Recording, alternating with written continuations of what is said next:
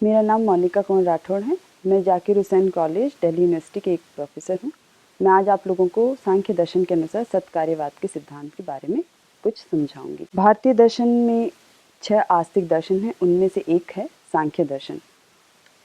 उस दर्शन के कुछ प्रमुख सिद्धांत है जिसके अनुसार उसने अपना पूरा दर्शन दिया है। उसमें से एक सिद्धांत है सत्कार्यवाद। अब सत्कार्यवाद नाम से हमें लगता है कि ये कार्य कारण सिद्धांत पर आधारित एक सिद्धांत है। कार्य कारण सिद्धांत क्या है? हम में से हर कोई ये मानता है कि किसी न किसी कार्य का कोई ना कोई कारण अवश्य है। बिना कारण के कोई भी कार्य कभी उत्पन्न हो ही नहीं सकता। हम अपनी डेली लाइफ में भी ये सब बातें बोलते हैं कि हर कार्य का कोई ना कोई कारण अवश्य है, इसलिए हमें ये मानना ही होता है। तो उसी पे आधारित दर्शन में कुछ सिद्धांत दिए गए हैं। तो हर एक दर्शन का अपना सिद्धांत है। इसमें से सांख्य दर्शन का एक सिद्धांत है सत्कार्यवाद। इन्होंने कार्य को ज़्यादा एम्फेसाइज किया है, कार्य को लेकर इन्होंने अपना सिद्धांत दिया है और कार्य के अनुसार ही इन्होंने कारण की भी व्याख्या की है। अब सत्कार्यवाद है क्या, ये हमें जानने के लिए उसका सिद्धांत देखना है। सांख्य दर्शन का कार्य कारण से संबंधित सिद्धांत सत्कार्यवाद कहलाता है। मतलब कि कार्य और कारण का स्वरूप क्या रहता है। कार्य है या कारण है तो उसका स्वरूप किस तरह का है। कार्य पहले से विद्यमान है या कार्य बाद में आया, कारण पहले से विद्यमान है या कारण बाद में आया, ये इसका स्वरूप जानना, यही सांख्य दर्शन का सिद्धांत है। कार्य कारण से संबंधित सिद्धांत है और इसको सत्कार्यवाद कहा गया है। जैसे मैं पहले बता चुकी हूँ कि सत्कार्यवाद इसलिए क्योंकि उन्होंने कार्य पे ज़्यादा एम्फेसाइज किया, उसका स्वरूप समझा के उन्होंने कारण का भी सिद्धांत समझा दिया है। अब सांख्य क्या कहता है कि कारण जो है वो कार्य को कभी उत्पन्न नहीं करता है, क्योंकि इन्होंने कार्य को कोई नवीन उत्पत्ति नहीं माना है। बस इन्होंने इतना माना है कि कार्य जो है वो कारण में पहले से विद्यमान है और कुछ व्यापार के पश्चात ये मात्र अभिव्यक्त हो जाता है। तो कार्य हमेशा अपनी उत्पत्ति से पूर्व, जो उत्पत्ति शब्द ये ले रहे हैं उसका बेसिकली मीनिंग अभिव्यक्ति है। बस व्याख्या करने के लिए, समझने के लिए इन्होंने उत्पत्ति शब्द प्रयोग किया है, परंतु बेसिकली इन्होंने अभिव्यक्ति शब्द को प्रयोग किया है। तो कार्य जो है अपनी अभिव्यक्ति से पूर्व, अपनी उत्पत्ति से पूर्व अव्यक्त अवस्था में, ठीक है, मतलब छिपे हुए रूप में कार्य में रहता ही रहता है और उसी को कारण व्यापार के बाद में हम कार्य के रूप में देखते हैं हमारे सामने। ये एक मूल इसका सिद्धांत हो गया कार्य को लेके। उसके पश्चात है कि सांख्य दर्शन किसी भी कार्य को एक नवीन उत्पत्ति, नया कोई कार्य वो नहीं मानता है कि ये नया कोई कार्य हुआ। वो मात्र अव्यक्त अवस्था जो छिपा हुआ था अब तक, वो हमारे सामने प्रकट हो गया है और इसी को उन्होंने उत्पत्ति या अभिव्यक्ति, बहुत अच्छा वर्ड होगा इसके लिए कि अभिव्यक्त वो हो गया है। तो व्यक्त का और व्यक्त का अव्यक्त होना, मतलब जो अभी तक अभिव्यक्त था, हमारे सामने आ चुका था, उसका वापस अव्यक्त हो जाना, उसी को इन्होंने नाश कहा है। तो उत्पत्ति और नाश जो हम प्रयोग करते हैं या अन्य दर्शन प्रयोग करते हैं, उसका प्रयोग सांख्य दर्शन नहीं करता। उनके लिए वो 2 शब्द का प्रयोग कर रहा है, अभिव्यक्ति और व्यक्त का अव्यक्त होना, उसी को वो नाश कह रहा है। तो सांख्य दर्शन ने उत्पत्ति के लिए अभिव्यक्ति और नाश के लिए तिरोभाव, ये 2 शब्द का मूलतः प्रयोग किया है। तो ये शब्द देख के ही हम समझ सकते हैं कि ये सांख्य दर्शन का कोई सिद्धांत है। उन्होंने उत्पत्ति और नाश जैसे शब्दों का प्रयोग किया ही नहीं है। इसी सिद्धांत को उन्होंने सांख्य कारिका, नवी सांख्य कारिका में बहुत ही सुंदर शब्दों में कहा है, असत्करणात् उपादान ग्रहणात् सर्वसंभवा भावात् शक्तस्य शक्य करणात् कारण भावाच्च सत्कार्यम।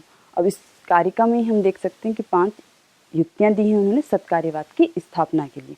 तो सत्कार्यवाद उन्होंने माना है, तो क्यों माना है इसकी युक्ति दिए बिना पूर्व पक्ष भी शांत हो ही नहीं सकता है। तो उन्होंने 5 युक्तियां दी हैं कि सत्कार्यवाद माना क्यों जाए। पहली युक्ति जिसमें से है असत अकरणात्। अब जो सत है ही नहीं, जो विद्यमान ही नहीं है, उसे उत्पन्न कैसे करेंगे।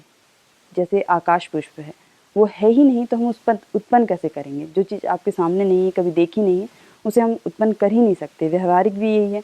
इसी चीज़ को उन्होंने अपने सिद्धांत के रूप में कहा है असत अकरणात्। 2 शब्द हैं ये, असत अकरणात्, मतलब जो सत नहीं है उसे उत्पन्न हम कर ही नहीं सकते।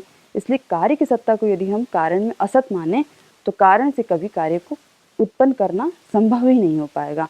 आकाश पुष्प का उदाहरण हमारे सामने है, वो कभी है ही नहीं। हम सिर्फ ये 2 शब्द हैं और उसको हमारा दिमाग क्रिएट कर लेता है, बना लेता है। आकाश एक शब्द, पुष्प एक शब्द, मिला के हमने एक शब्द बना लिया, लेकिन उसका व्यवहारिक सत्ता में हम कोई यूज़ या प्रयोग कहीं देखते ही नहीं है, तो हम उसको उत्पत्ति भी उसकी कभी नहीं मान सकते, तो इसकी सत्ता का अभाव ही है, तो उसको उत्पत्ति भी नहीं की जा सकती।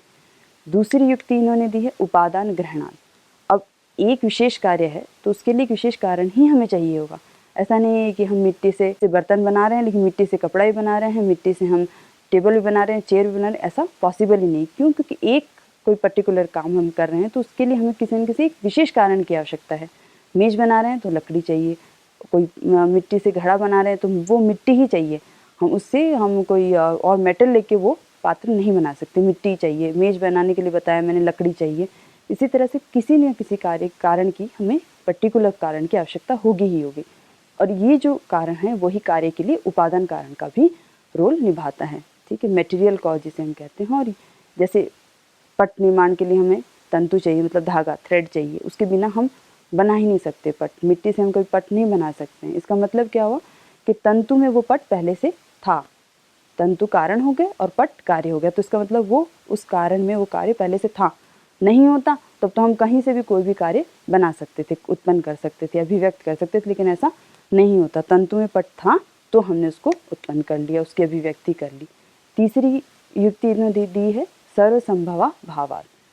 और वही चीज़ इन्होंने दूसरे शब्दों में कही है कि कारण में अगर हम कार्य की सत्ता माने ही नहीं, पूर्व सत्ता, अपनी अभिव्यक्ति से पूर्व जो सत्ता ही बता रहे हैं, अगर उसको ना माने तो किसी भी कारण से किसी भी कार्य को उत्पन्न कर लो।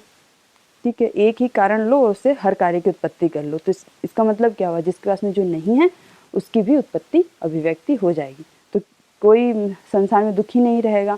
आपके पास में एक चीज़ कोई हो और उससे आप दुनिया की सारी चीज़ें पा सकते हो। कहने का ये मतलब होगा, अगर हम कारण में कार्य की पूर्व जो सत्ता है वो नहीं मानेंगे अभिव्यक्ति से।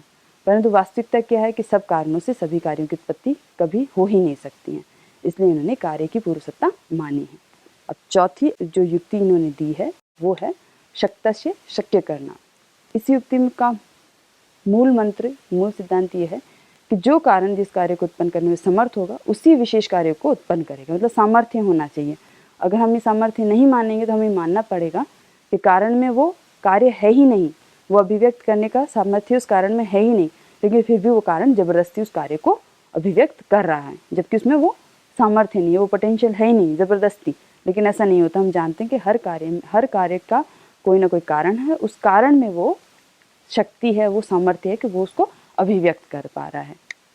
जबरदस्ती वाली बात नहीं होती। अतः अव्यक्त रूप में कार्य अपनी अभिव्यक्ति से पूर्व शक्त कारण में रहता है और उसको वो अपने सामर्थ्य से व्यक्त कर देता है। पांचवी युक्ति है कारण भावात्। अब इस युक्ति का क्या अर्थ है, कार्य कारण का अभिन्न होना, मतलब एक ही अवस्था है, कार्य कारण का एक धर्म ही है। तात्विक दृष्टि से कोई दोनों में अंतर नहीं है। जैसे पट और तंतु, पट क्या है, कार्य है, तंतु कारण है, इसलिए पट जो है वो तंतु का ही एक धर्म है। और ये दो पूर्णतः भिन्न पदार्थों में कोई संबंध नहीं होता। दो पदार्थ जब एक होते हैं तो उनमें संबंध होता है। तो तंतु और पट एक ही हैं, तभी उन दोनों में कोई संबंध बन पा रहा है। अगर तंतु और पट अलग अलग होते तो उनमें कोई संबंध ही नहीं होता। दो भिन्न पदार्थों में हम कैसे बता सकते हैं कि इन दो में कोई संबंध है। ये दो संबंधित पदार्थ हैं, पट और तंतु दोनों एक ही तत्व हैं। यदि कारण इसमें सत्य है तो कार्य भी सत्य है, अन्यथा कारण कार्य में कोई संबंध हम बना नहीं पाएंगे। कंक्लूजन हम क्या निकाल सकते हैं कि सांख्य दर्शन सत्कार्यवाद के अनुसार सिद्ध क्या करता है, सिद्ध ये करता है कि कार्य कारण एक ही द्रव्य की दो अवस्थाएं हैं, दो उसकी सिचुएशंस है, दो कंडीशंस हैं कि अव्यक्त अवस्था अगर वो है तो वो कारण, और जब वो अभिव्यक्त रूप में हमारे सामने आ गई तो वो हमें कार्य कहलाती है। मतलब वो कार्य ही उसमें अव्यक्त रूप में विद्यमान था। अतः कार्य कारण में अपनी अभिव्यक्ति के पूर्व भी रहता ही रहता है, अदरवाइज हम उसको कार्य कह ही नहीं पाएंगे। मतलब नहीं होगा तो लाएंगे कहाँ से, यही बात है। इसी सत्कार्यवाद के सिद्धांत के अनुसार जो प्रकृति इनका जो कारण है, जो सत्कारण है, उसी से महत आदि जो 23 तत्व हैं उनकी अभिव्यक्ति भी मानी। ये 23 तत्व उस प्रकृति में अव्यक्त रूप में रहते हैं और जब कारण व्यापार होता है तो वो व्यक्त रूप में हमारे सामने आ जाते हैं। तो ये इसी सिद्धांत को प्रस्तुत करने का यही मूल इनका उद्देश्य था कि प्रकृति से इन 23 तत्वों की अभिव्यक्ति हमारे सामने प्रस्तुत कर पाएं, तभी आगे का इनका पूरा दर्शन का सिद्धांत बन पाएगा। तो यही सत्कार्यवाद का सिद्धांत है कि कार्य अपने कारण में अपनी अभिव्यक्ति से पूर्व विद्यमान रहता ही रहता है, तभी उसकी अभिव्यक्ति हमारे सामने हो पाती है।